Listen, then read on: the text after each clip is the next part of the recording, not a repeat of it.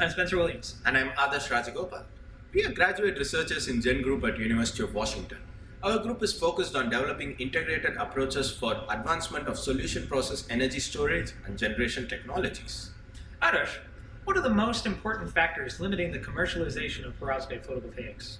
Although the intrinsic toxicity of water-soluble lead and current voltage hysteresis are the obvious obstacles for commercialization, long-term stability is the most significant factor determining potential market contribution. Until the warranty structures prevalent in most PV markets are met, Perovskite Photovoltaics will rely on the uniquely low energy payback time to access the same niche markets organic solar cells have sought footing in. So, on the material scale, what changes can be made to address these challenges?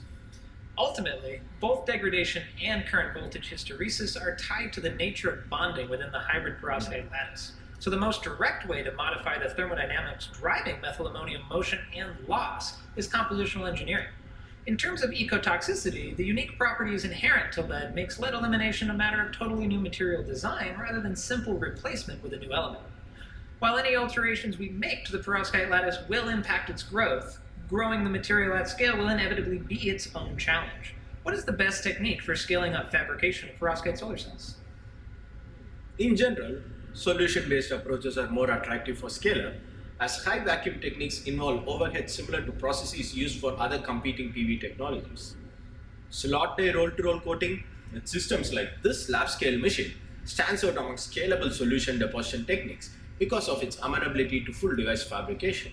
Even with this technique though, the complexities of aggregation in solution, interfaces influence on growth, and the importance of atmosphere complicate efforts to scale up production. Are there ways to use these complexities in our advantage? The high solvent content in films deposited by large area methods like roll-to-roll coating creates thermodynamically limited growth, which is in sharp contrast to lab-scale spin-coated devices. This means that the interface's capacity to template nucleation and the atmosphere's ability to modulate growth will have dramatic impacts on final material and film quality. While potentially problematic, this highlights controlling surface and solution chemistry as well as tuning atmospheric composition as key research directions for bringing this material to scale. Although roll-to-roll coating is well positioned to facilitate perovskite solar cell scale-up, what key module challenges still exist that impede perovskite production? Besides the obvious challenge of growing perovskite in ambient conditions, difficulties in thin film deposition and electrode fabrication are the greatest impediments to making a full device at scale. Improving the effectiveness of self-assembled monolayer deposition may widen the material toolbox for perovskite solar cell fabrication by providing controllable surface chemistry. Module-level integration presents challenges similar to those faced in scale-up of organic solar cells.